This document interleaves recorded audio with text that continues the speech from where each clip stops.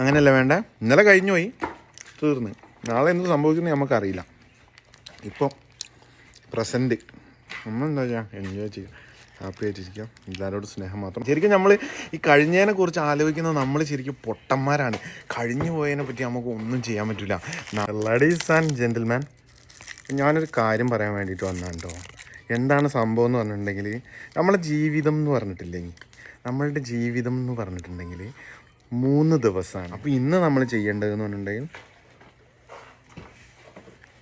സന്തോഷിക്കുക, സന്തോഷമായിട്ടിരിക്കുക, ഹാപ്പി ആയിട്ടിരിക്കുക.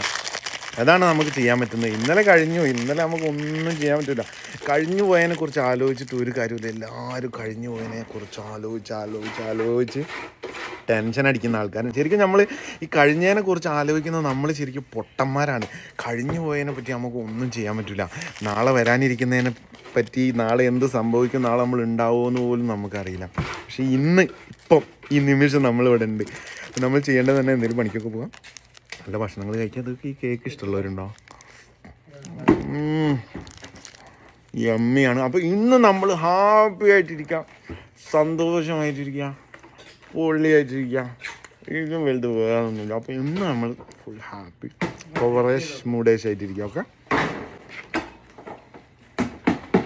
അങ്ങനെയല്ല വേണ്ടേ. ഇന്നലെ കഴിഞ്ഞു പോയി, തീർന്ന്. നാളെ എന്ത് സംഭവിക്കുന്നത് നമുക്കറിയില്ല.